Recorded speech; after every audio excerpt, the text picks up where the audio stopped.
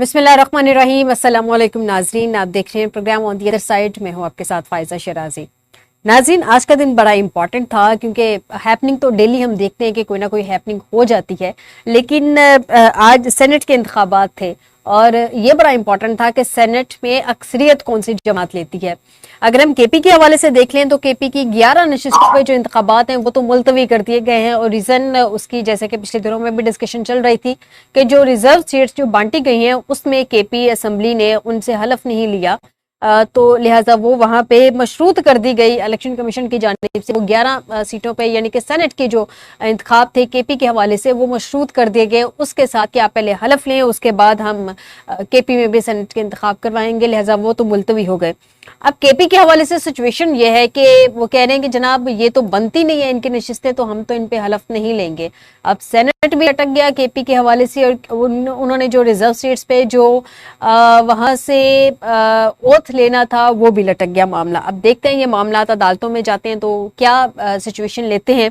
नाज़रीन, जो अभी तक रिजल्ट्स हैं सेनेट के हवाले से वो आपको बता देते हैं। सेनेट की 19 खाली नशिस्तों पे वोट डाले गए, सिंध की 12, पंजाब की 5 और इस्लामाबाद की 2 नशिस्तों पे वोटिंग हुई।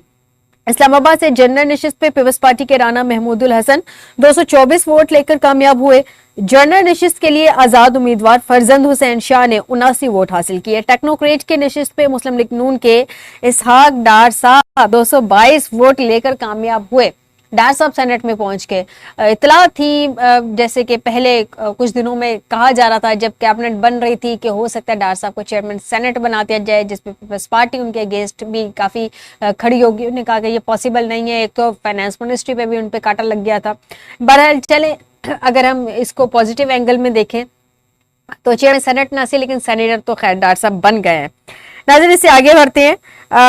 उसके बाद टेक्नोक्रेट नशिस्त पर आजाद उम्मीदवार अंसर कयानी ने 81 वोट हासिल किए हैं। टेक्नोक्रेट और जनरल सीट पर गिनती के दौरान 7-7 वोट मुस्तरद हुए हैं।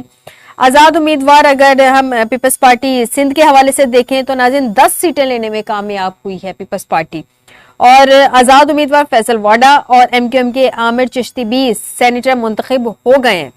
सिंध से पीपल्स पार्टी की कुरतुरैन मरी 59, रुबीना कायमखानी 58 वोट लेकर सेनेटर मुंतखब हुई हैं। टेक्नोक्रेट नशिस्त पे पीपल्स पार्टी के सरमद अली 59, बैरिस्टर जमीर जो है 58 वोट लेकर जबकि सेनेटर मुंतखब हुए हैं। जनरल नशिस्तों पर पीपल्स पार्टी के उम्मीदवारान काजम अली 21, अशरफ जतोई 22, मसरूर एहसन 21, नदीम भुट्टो 21, दोस्त अली 21 वोट लेकर कामयाब हुए हैं। जबकि अकलियत नशिस्त पे जो है वो भी एक पीपल्स पार्टी का ही बंदा जो है वो वहां पे कामयाब हुआ है। तो यूं मिलाकर टोटल 10 सीटें पीपल्स पार्टी समेट गई है सेनेट की। पंजाब के हवाले से देखें तो टेक्नोक्रेट नशिस्त पे मोहम्मद औरंगजेब 128 वोट लेकर हासिल कामयाब हुए हैं। मुसद्दिक मलिक ने 121 वोट लिए हैं और कामयाबी समेटी है। ख्वातीन के नशिस्त पे अनोशा रहमान 125 और बुशरा अंजुम भट्ट 123 वोट हासिल करके कामयाब करार पाई हैं। बलूचिस्तान में देख लें नाज़रीन, बलूचिस्तान असेंबली से सेनेट की 11 नशिस्तों पर तमाम उम्मीदवार बिला मुकाबला मुंतखब हो चुके हैं। ये वैसे बहुत ज्यादा इंटरेस्टिंग है। अच्छा नाज़रीन, इसमें केपी के हवाले से देख लें तो केपी की सेनेट की 11 नशिस्तों पर इंतखाबात मुलतवी कर दिए गए, जैसा कि मैंने अभी पहले बताया, और उसको मशरूत कर दिया गया है। नाज़रीन, इस सब में जहाँ पे हम ये सारी सूरत हाल देख रहे हैं वहाँ पे अज़मा बुखारी साहिबा ने आज एक बहुत बड़ा क्लेम किया था। उन्होंने कहा था नून लीग सेनेट की तमाम नशिस्तें वाज़े मार्जिन से जीतेगी। पता नहीं पीएमएलएन को बार बार वाज़े मार्जिन से जीतने की इतना क्लेम करने की जरूरत क्यों पेश आती है। अगर हम जनरल इलेक्शंस में भी देखें तो तब भी बार बार यही कहा जाता था कि नून लीग वाज़े अक्सरियत से जीतेगी और बड़े मियां साहब को भी बुलाया गया कैंपेन करने के लिए, तो उस वक्त भी नून लीग का क्या हाल हुआ था। वाज़े अक्सरियत से तो पीटीआई बैक्ड कैंडिडेट जो थे वो जीते थे। तो जिस तरह से उम्मीदें थी पीएमएलएन की वो तो उस तरह से भी नहीं जीती।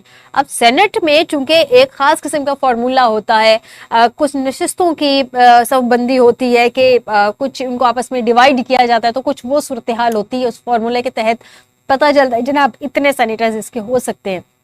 इसमें भी अज़मा बुखारी साहबा वज़ीर इत्तलात हैं पंजाब की, उन्होंने इतना बड़ा ये क्लेम कर दिया, लेकिन वाज़ेह मार्जिन तो उनको फिर भी नहीं मिला।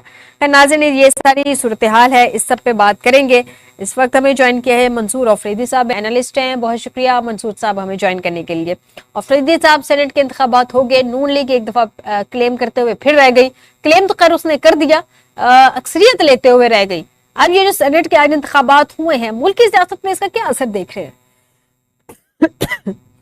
शुक्रिया मैडम वंस अगेन आपका और टीवी टुडे का मैनेजमेंट का दोबारा मुझे लाइन लेने पर और अपना फीडबैक शेयर करने। जिस तरह आपने बड़ा तफसीलन बताया कि सेनेट के इलेक्शन अगर हम देखें तो वाज़ेह अगर कोई पार्टी जीती है जो लीड से जीती है तो वो तो पीपल्स पार्टी जीती है। 12 में से 10 सीटों पे वो कामयाब हुई है और 2 नशिस्तें एमक्यूएम की हैं कराची से। वो दोनों ही एमक्यूएम के जो आज़ाद उम्मीदवार हैं फैसल वाडा साहब, उसको भी एमक्यूएम ने बैक किया है। तो वाज़ेह तौर पे तो पीपल्स पार्टी ने लीड ली है सेनेट के इलेक्शंस में। दूसरे नंबर पे आप पीएमएलएन पंजाब में कह सकते हैं किसी हद तक कि उन्होंने अच्छा परफॉर्म किया है दूसरे नंबर पे। हाँ, अगर केपीके में जो ये रिजर्व सीट का मामला है, अगर ये डिसाइड हो जाता और अगर इन्होंने हल्फ नहीं लेने दिया पीटीआई की गवर्नमेंट ने केपी में, तो फिर 11 में से जो कि अंदाजे लगाए जा रहे हैं उसमें से 8 से 7 सीटें पीटीआई की होंगी, जबकि बाकी 3 जो है वो जमीयत उलमा इस्लाम और मुस्लिम लीग नून और दीगर पार्टियों की होगी। जहां तक आपका सवाल है कि सेनेट पे क्या दूर रस नतायज होते हैं, आपको पता है कि हमारे मुल्क में सेनेट के इलेक्शन कभी भी मिसाली नहीं रहे जिसको हम मिसाल बना के पेश कर सकें। आप जाएं वेस्ट में अमेरिका में जो सेनेट के इलेक्शन होते हैं वो डायरेक्ट इलेक्शन होते हैं। डायरेक्ट का मतलब है कि अवाम जाके डायरेक्ट सेनेटर्स को वोट देते हैं और वो जाके फिर इलेक्ट होते हैं। यहाँ पे तो आपने देखा है कि शुरू से ही सेनेट के इलेक्शंस में एक मंडी लगती है खरीदो फरोख्त की और करोड़ों में, यानी 8-8, 9-9, 10-10 करोड़ बल्कि 25 करोड़ 30 करोड़ के इस पे नशिस्तें जो एमपीएज है उनको खरीदा जाता है और सेनेट के इलेक्शंस पैसे के बलबूते और ताकत के बलबूते पे जीती जाती हैं। आपको याद होगा जो पिछले इलेक्शंस हुए थे सेनेट के, जब इमरान खान की हुकूमत थी पीटीआई की, तो उसमें से काफी केपीके से काफी उम्मीदवार बिक गए थे और फिर उस पर इमरान खान साहब जो बानी चेयरमैन है पीटीआई, उन्होंने एक्शन भी लिया था, काफियों को पार्टियों से भी निकाल दिया था। हमारे अपने हल्के जहां मैं बिलोंग करता हूँ मर्दान से, यहाँ के अपने एक एमपीए साहब थे दुरानी साहब, उन्होंने बाकियों ने काफी इसमें से जो पैसे की लेन देन हुई और अपने वोट उन्होंने भेजे। तो सेनेट के इलेक्शंस कोई इतने पाकिस्तान पे कोई दूर रस नतायज आ नहीं सकते इस पे, जब तक आप इसको रिफॉर्म्स नहीं करेंगे, जब तक आप इसको ट्रांसपेरेंट नहीं बनाएंगे, जब अवाम के मुंतखब करदा लोग, डायरेक्ट लोग सेनेट में ना आ जाए। ये तो एमपीएस एमएनएस के हैं और जो पार्टी के लीडर की डायरेक्शन होती है या जो भोली ज्यादा लगाता है वही जाके सेनेटर बनता है। और दूसरा जो सेनेट का सबसे बड़ा मसला है पाकिस्तान में, सेनेट क्यों बनाया है, सेनेट का जो ऑब्जेक्टिव है वो ये है कि चारों सूबों की उसमें नुमाइंदगी हो, 25-25 करके ये एक एक सूबे की नुमाइंदगी 25-25 सेनेटर, ताकि अगर कौमी असम्बली में किसी सूबे की अक्सरियत भी हो तो सेनेट में जाके जो छोटे सूबे हैं उनके उसको एड्रेस किया जा सके, उनके अप्रीहेंशंस को। लेकिन बदकिस्मती है सेनेट के पास फाइनेंस बिल यानी बजट ये इख्तियार नहीं है पाकिस्तान में।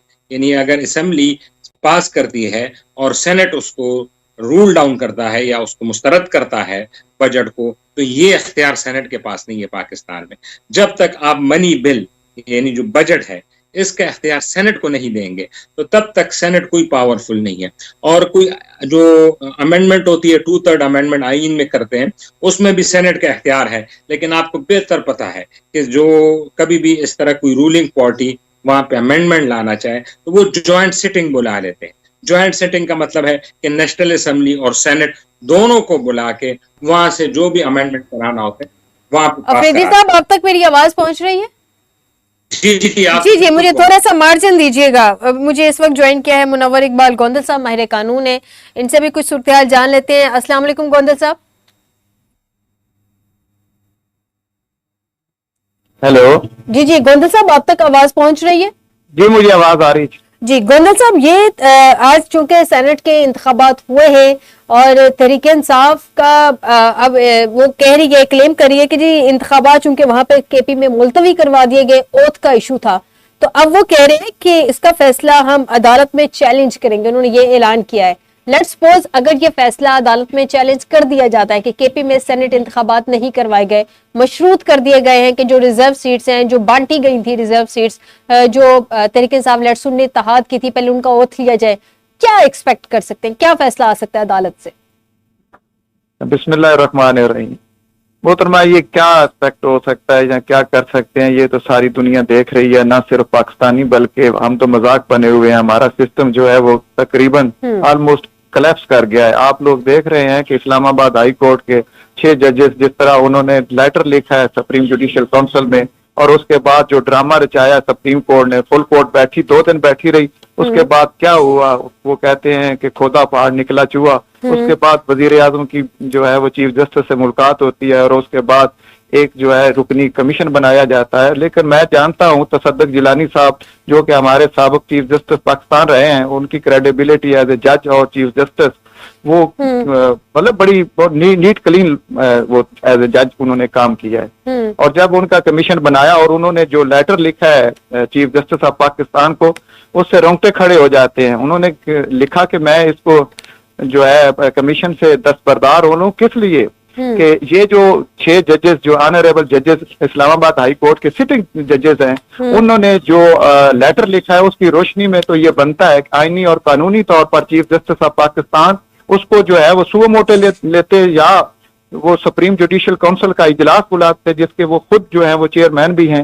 लेकिन अनफॉर्चुनेटली ये सारा धंधा जो है, जब उसके बाद ये सारा काम हुआ और वो क्लाक एक कन्वेंशन हुआ, उसमें जो है आगे का लाया अमल जो है उसमें मूवमेंट के हवाले से बातें हुई, तो वो ये सारा प्रेशर जब पड़ा तो चीफ जस्टिस ने वो सुओ मोटो लिया। ये चीफ जस्टिस पाकिस्तान को पहले नहीं चाहिए था कि वो ये सुओ मोटो लेते, जब इतना बहुत बड़ा जो एक ना सिर्फ अब हुआ है लेकिन ये तकरीबन। साहब मैं उस बात पे आती हूँ, मैं जजेस के खतों की तरफ भी आती हूँ, खत की तरफ भी आती हूँ। मुझे उसमें जो आज खत आया है, कुछ खतूत आए हैं शायद 8 जजेस को पाउडर वाले, उस पर भी मुझे आपसे बात करनी है। लेकिन मैं पहले ये जानना चाह रही थी, अगर स्पेसिफिकली आप मुझे इस पे थोड़ी सी रहनुमाई फरमा दें कि अगर ये मामला अदालत चला जाता है तो क्या होगा?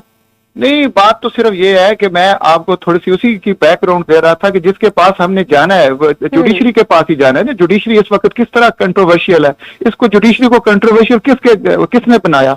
हम जिसकी आस लगाए बैठे हैं, या कोई भी इशू होता है जब आपस में सिविल डिस्प्यूट होते हैं या इंटरनेशनल डिस्प्यूट होते हैं, तो इंटरनेशनल ट्रीटी के जरिए इंटरनेशनल कोर्ट ऑफ जस्टिस में जाते हैं। अगर मकामी तौर पर किसी मुल्क के अंदर कोई मसाइल हो तो उस मुल्क के अंदर की जो अदालतें हैं उनके ऊपर एतमाद हो तो लोग अदालतों का रुख करते हैं। अदरवाइज अदालतों से जब रिलीफ नहीं मिलता तो लोग जो है वो खुद भी जो है वो आप सब लोगों को पता है कि जब इंसाफ ना हो तो लोग अपने हाथ में कानून को ले लेते हैं। ये सारी बातें अपनी जगह पे, लेकिन जहां तक आपका स्पेसिफिकली जो क्वेश्चन है उसको अगर हम देखें तो फिर भी तवक्को तो की जा सकती है कि अगर इंसाफ के तकाजे पूरे किए जाएं तो जो इन्होंने स्पेशल सीट्स में जो स्पेशली जो इलेक्शन कमीशन ऑफ पाकिस्तान ने और पेशावर हाई कोर्ट ने जिस तरह का वो फैसला दिया है, वो कोई बात बनती नहीं है ना। देखें कि जो भी जमात जिसके जितने भी रिप्रेजेंटेटिव हैं सूबाई असम्बलियों में, वहां से जितने भी उनके बनते थे, या इसी तरह नेशनल असम्बलियों में जितनी स्पेशल सीट्स उनकी बनती थी, उनको होश के नाखन लेने चाहिए थे, उनको देने चाहिए थे। पहले उन्होंने नहीं दिया ना। मामला तो अब तो वो नहीं हुआ। अब मामला हायर कोर्ट में, अगर ये वाला मामला भी जैसे उन्होंने कहा कि उन्होंने ऐलान कर दिया चैलेंज करने का, तो क्या इसमें उस चीज को उस फैसले को भी देखा जाएगा कि पहले रिजर्व सीट्स नहीं दी गई है, अब ये जो इन्होंने कह दिया है कि दोबारा चैलेंज करते हैं, सेनेट इंतखाबात मुलतवी हो गए, इन दोनों का आपस में कनेक्शन तो डेफिनेटली है, इसमें फिर क्या नतीजा निकलेगा? नहीं, नतीजे के हवाले से मैं बात कर रहा था, शायद I am unable to explain my position कि जिस तरह की सूरत हाल है मैं तो उस पर रोशनी डाल रहा था। ये तो स्पेसिफिकली केस है ना कि जिस तरह मैं पहले अर्ज कर रहा था कि इस चीफ जस्टिस पाकिस्तान के होते हुए हमारे मुल्क में अभी तक हमें कोई तवक्को नहीं है कि इंसाफ होगा। इंसाफ होगा तो ज़ाहिर है इंसाफ तो नजर भी आना चाहिए। इंसाफ हो तो इमरान खान को आज ही नहीं, इमीडिएट जो है वो जेल से बाहर होना चाहिए, क्योंकि ये सारे के सारे झूठे और मन गलत जो मुकदमा अहकामात बनाए गए हैं, तो ये कानून और आइन और अदालतों का जो है वो इंसाफ ना करना, उसकी वजह से ये सब कुछ हो रहा है। यानी कि आपको इंसाफ होता नजर नहीं आ रहा। गोंदल साहब, आज हैपनिंग्स में जाहिर सी बात है हमारा मुल्क है फुल ऑफ हैपनिंग्स है, कभी कुछ हो जाता है कभी कुछ, लेकिन आज बड़ी अहम खबर थी, इस्लामाबाद हाई कोर्ट के 8 जजेस को पाउडर भरे धमकी अमेज मशकूक खतूत मौसूल हुए हैं, जिसकी पुलिस ने तहकीकात शुरू कर दी है। आज एक अहम हेयरिंग चल रही थी केस की, जिसमें चीफ जस्टिस साहब ने कहा कि उसकी हेयरिंग चूंकि लेट हो गई, स्टार्ट उसका लेट हुआ, तो उसके एक रीजन भी यही खतूत थे। ये क्या मैटर है गोंदल साहब? ये तो मोहतरमा, इसमें मैं क्या बात करूं कि ये सबके सामने है कि जब केपीके और पंजाब में असेंबलियां डिसॉल्व हुई तो उसके 90 दिन के अंदर अंदर इलेक्शन होने थे। तो जब वो इलेक्शन 90 दिन के अंदर अंदर नहीं हो रहे थे तो उस वक्त ये मामला जो है वो सुप्रीम कोर्ट ऑफ पाकिस्तान में गया। उस वक्त चीफ जस्टिस थे उमर अता बंदियाल साहब, और उमर अता बंदियाल साहब जब ये केस सुन रहे थे तो उस वक्त मैं भी रेगुलर हियरिंग जो है वो ले रहा था इस्लामाबाद कोर्ट नंबर 1 में। तो वो मेरा आंख देखा हाल है, और मैंने देखा कि किस तरह जो है वो डीजी ISI जो है वो उसको मिले चीफ जस्टिस ऑफ पाकिस्तान को, और अगले दिन जो प्रोसीडिंग थी उसमें जिस तरह वो चीफ जस्टिस ऑफ पाकिस्तान बैठ गए थे वो बड़ा अफसोस का मकाम था। ये प्रेशराइज करते हैं चीफ जस्टिस ऑफ पाकिस्तान इसमें महफूज नहीं है, और यही चीफ जस्टिस जो मौजूदा चीफ जस्टिस पाकिस्तान है, जिसको मैं कहता हूं कि मतनाजा चीफ जस्टिस है, जब इसके खिलाफ 209 का रेफरेंस था तो उस वक्त इसके खिलाफ जो रेफरेंस दायर किया गया था 2+2=4 था, उसमें वकला बरादरी ने और दूसरे जो लोग हैं उन्होंने इसको सपोर्ट किया, जो आज घुसपैठिए इख्तियार में बैठे हुए हैं। ये इनका सारे का सारा जो ड्रामा बन रहा है और पीछे जो करने वाले हैं वो सबको पता है कि हमारे मुल्क की जो इसमें चंद एक ऐसे अनासर हैं हमारी एजेंसियों में जो एक स्पेशल जो तहरीक इंसाफ के मुखालिफ वो चल रहे हैं, उस हवाले से जो भी आगे मूवमेंट होती है, और जिस तरह उन्होंने 9 मई करवाया और 9 मई के हवाले से सब लोगों को पता है। अच्छा गोंदल साहब, मुझे ये बताइएगा कि क्या इससे पहले भी ऐसे कोई प्रेसिडेंट है कि जजिस को पाउडर भरे खतूत मौसूल हुए हों, जिसमें कहा जा रहा है कि कोई धमकी का कोई साइन भी है, उसके अंदर थ्रेट किया गया बकायदा? क्या पहले भी ऐसा है आपके तो नॉलेज में होगा? पहले ये चीजें जो है ना वो मोहतरमा बिल्कुल नहीं थी। पहले जो हिडन होता था ये छुप के होता था, ये सारी ये मंजर आम पर नहीं आती थी, सोशल मीडिया में या प्रिंट मीडिया या इलेक्ट्रॉनिक मीडिया में ये बातें नहीं आती थी। यानी कि होता था लेकिन खुल के सामने नहीं था। ये जी होता था लेकिन खुल के सामने नहीं था। नहीं होता तो पहले दिन से ही है। जब से हम पाकिस्तान कहते हैं कि आजाद मुल्क बना है, मेरी नजर में तो पाकिस्तान आजाद हुआ ही नहीं है। 1947 से लेके उस वक्त कौन था? उस वक्त ही जो फौज जो थी वो किसके जेरे साया थी? नहीं गोंदल साहब, पहले भी इस तरह के खतूत मिले पाउडर भरे? मैं तो ये जानना चाह रही थी, क्या पहले भी ऐसे कोई हिस्ट्री है? बिल्कुल ऐसे नहीं हुआ, ऐसे बिल्कुल नहीं हुआ। अब चूंकि ये अदूदों का यूथ जो है वो अबूर कर गए हैं, आइन और कानून का कोई ख्याल नहीं रख रहा, जब अदालतें भी इंसाफ ना कर रही हों और बीच में अगर कोई गैरत का मुजाहरा करता है तो देखे ना कि जिस तरह जो है coming chief justice of Pakistan वो एजाजुल हसन साहब, उन्होंने रिजाइन किया। उस वक्त भी किसी ने नहीं, उसको चाहिए था ना सुप्रीम कोर्ट ऑफ पाकिस्तान को कि उस वक्त जो है वो सुओ मोटे लेते कि इन्होंने क्यों इस्तीफा दिया है, और एक ऑनरेबल जज लाहौर हाई कोर्ट के उन्होंने भी इस्तीफा दिया था। ये सारी जो चीजें हैं इनको किसने देखना था? ये चीफ जस्टिस ऑफ पाकिस्तान ने देखना था, क्योंकि वो चीफ जस्टिस ऑफ पाकिस्तान एक मतनाजा चीफ जस्टिस हैं, क्योंकि उनकी मौजूदगी में ये सब कुछ हो रहा है। इस जो 8 फरवरी वाला जो इलेक्शन है वो भी चीफ जस्टिस ऑफ पाकिस्तान की जेर निगरानी जो इदारों ने करवाया, और जिसमें इन्होंने कानून की धज्जियां बखेरी, और एक जो अवामी मैंडेट है उसको जिस तरह इन्होंने सबोताज किया, और आज जो है वो आगे उसके ऑफशूट नजर आ रहे हैं, जिस तरह के सेनेट के इलेक्शन है या स्पेशल सीट्स हैं। ये सारे का सारा जो हमारे मुल्क में एक ड्रामा हो सकता है। इससे पहले जो है वो ये जो घुसपैठिए बैठे हुए हैं जो इक़्तिदार में है, ये जब भी कोई बेंच बनता था तो उस वक्त ये एतराज उठाते थे कि जी फुल कोर्ट हो, जी फुल कोर्ट हो, जी फुल कोर्ट हो। तो इसमें गोंदल साहब अभी ये एग्जैक्टली मेरा नेक्स्ट क्वेश्चन यही था कि अब ये 7 रुकनी बेंच बना है, इसमें क्या इस चीज को देखा गया है कि अगर अपील में जाए तो थोड़ा मार्जिन रख दिया जाए, या फुल कोर्ट? किस लिए, कोई पर्पस आपको समझ आया है कि किस लिए फुल कोर्ट नहीं बना? नहीं, ये तो उनका है ना अपनी तरफ से। ये जो जजेस बिठाए हैं इन्होंने, ये इसका फैसला जो है लिंगर ऑन करेंगे, ये इसको लंबा करते जाएंगे, खींचेंगे इसको, क्योंकि ये मैं तो बार बार कह रहा हूं कि ये जो चीफ जस्टिस है, मौजूदा चीफ जस्टिस, ये मतनाजा चीफ जस्टिस है। इन्होंने हर इदारे को उस वक्त एज ए जज सुप्रीम कोर्ट पर लेटर लिखे। अब जबकि इनके तौर में ये सब कुछ हो रहा है तो अब ये क्यों बुरा मनाते हैं कि ये लेटर लिखने वाले कौन होते हैं? ये बीच में ये बात किसने की है? लेटर लिखने वाले कौन होते हैं? ये बात किसने की है गोंदल साहब? ये जो इनके हवारी हैं जो गवर्नमेंट में है वो अब कह रहे हैं। लेकिन चीफ जस्टिस साहब ने तो ये बात नहीं की ना। ये अगर गवर्नमेंट का पॉलिटिकल व्यू हो तो वो एक अलग बात है। आपकी बात एक जो है वो उसको एक लाइन में देखें तो आप जो बात हुक्म कर रही हैं मैं वो सुन रहा हूँ, लेकिन मेरा कहने का मकसद बार मैं ये कहने का मकसद है कि ये कंट्रोवर्शियल जो हालात हैं, ये लेटर खत लिखने वाले ये किसने क्रिएट किए थे? तो जब अगर लेटर एक आ गया था तो उस वक्त इनको चाहिए नहीं था कि उसी वक्त ये सुओ मोटो ले लेते? तो इन्होंने ये हालात यहाँ तक लाने में किसका किरदार है? चीफ जस्टिस साहब पाकिस्तान का है कि उन्होंने सुओ मोटो ना लिया। एक आजाद जो है रिटायर्ड जज की रोशनी में अब ये जो एतजाज एहसन साहब ने सुप्रीम कोर्ट लाहौर रजिस्ट्री में एक दरख्वास्त दायर की है जिसमें उन्होंने वजारत कानून और वजारत दिफा को फरीक बनाया है। वो कह रहे हैं जनाब के सुप्रीम कोर्ट के 3 हाजिर सर्विस जजेस पे मुश्तमिल कमीशन तश्कील दिया जाए, दरख्वास्त की है। आपको लगता है ये पॉसिबल है, कर दिया जाए? नहीं, वो तो देखे ना, वो इररिलेवेंट चीज है। जब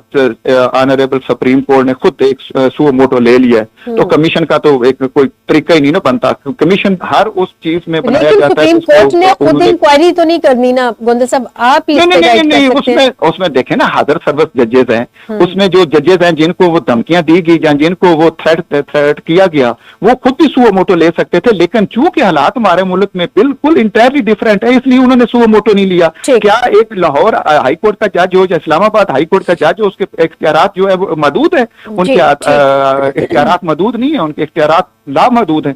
लेकिन बदकिस्मती से ऊपर से उनके हाथ बंधे हुए हैं, उनकी फैमिलीज हैं, उनके मामलात हैं इधर, और उनकी हिफाजत के ऊपर कौन है? और यही इदारे हैं ना ये जो उनके ठीक हो गया, आपका पॉइंट आ गया। बहुत शुक्रिया मुनव्वर इकबाल गोंदल साहब, आपने हमें ज्वाइन किया, माहिर कानून। आपने हमें जो कानूनी कुछ एंगल्स थे वो हमने आपसे जाने। अफरीदी साहब, आपने गोंदल साहब की भी बात सुनी है, आप एग्री करते हैं कि ये सो मोटो चले बाद में हो गया, ये पहले दिन डे 1 ले लेना चाहिए था, ये जिस तरह से फुल कोर्ट हियरिंग हुई है वो भी इम्पोर्टेंट था? जी, गोंदल साहब क्योंकि खुद माहिर कानून है, फुल कोर्ट मीटिंग माजरत के साथ फुल कोर्ट मीटिंग जी, और उसको मुझसे बेहतर पता है जो उन्होंने रोशनी और डिटेल में चीजें बताई। लेकिन उन्होंने कहा कि मुतनाज़ चीफ जस्टिस है। पहले तो मैं आपको मुतनाज़ चीफ जस्टिस जो हमारे अच्छे चीफ जस्टिस रहे हैं उनका मैं आपको बता देता हूँ। हमारे एक चीफ जस्टिस साहब थे जिन्होंने मुंतखब वजीर आजम को तख्तेदार पे लटकाया, जुल्फिकार अली भुट्टो। एक चीफ जस्टिस साहब ये भी रह चुके हैं कि गिलानी साहब को कहा कि आप खत लिखें और खत ना लिखने पे उसको डिस्क्वालीफाई कर दिया, अवाम के मुंतखब नुमाइंदे मुंतखब वज़ीर आज़म। एक चीफ जस्टिस साहब थे साकिब निसार साहब जिन्होंने सिर्फ इस बात पे कि आपने बेटे से तनख्वाह नहीं ली एक मुंतखब वज़ीर आज़म को डिस्क्वालीफाई किया। नहीं, वैसे वो जो डिसीजन आया था, होना तो ये चाहिए था कि चूंकि पनामा का केस चल रहा था तो पनामा में सजा दी जाती ताकि कोई उंगली ना उठती। अब सजा पनामा में तो दी नहीं गई, अकामा में दे दी गई, तो वो थोड़ा सा मुतनाज़े हो गया। वो तो वही यही तो मैं कह रहा हूँ ना कि मैं आपको अपने चीफ जस्टिस साहिबान की हिस्ट्री बता रहा हूँ कि उनकी क्या हिस्ट्री है कि वो देखें एक मुंतखब करदा वजीर आजम है, उनको इख्तियार सिर्फ अवाम को नुमाइंदों का है कि वो वहां से उनको उठाएं और कुर्सी से अलहदा करें। किसी चीफ जस्टिस किसी जस्टिस के पास ये इख्तियार नहीं है कि वो अवाम के मुंतखब नुमाइंदों को हटाए, चाहे नवाज शरीफ साहब को हटाए, चाहे गिलानी साहब को हटाए, चाहे ये अभी जो चल रहा है ये भी मुतनाज़ है। अच्छा, दूसरा तो ये मैंने आपको बता दिया कि हमारे कोई भी चीफ जस्टिस गैर मुतनाज़ नहीं रह चुके हैं। अब आते हैं इन पे जो इनको 6 जजों को जिन्होंने खत लिखा है। अब ये भी कुछ समझ से बालातर है। जो हाई कोर्ट के पास इख्तियारात हैं जो किसी को मुलजिम बनाने किसी को बुलाने वो उतने ही है जितने सुप्रीम कोर्ट के पास है। यानी जो भी इंटेलिजेंस एजेंसी के बंदे हैं उनको सुप्रीम कोर्ट भी बुलाएंगे और वो हाई कोर्ट वाले भी बुला सकते हैं। मुझे समझ नहीं आई अभी तक कि इन्होंने ये खत क्यों लिखा है सुप्रीम कोर्ट। बेसिकली अफरीदी साहब, उन्होंने रहनुमाई चाहिए थी। उन्होंने कहा था कि जो जजेस का कोड ऑफ कंडक्ट है उसमें ये चीज क्लियर नहीं है कि अगर इस तरह की दखल अंदाजी हो, इस तरह के हालात का सामना हो तो फिर जजेस को किस तरह से रिएक्ट करना चाहिए। उन्होंने तो रहनुमाई मांगी थी।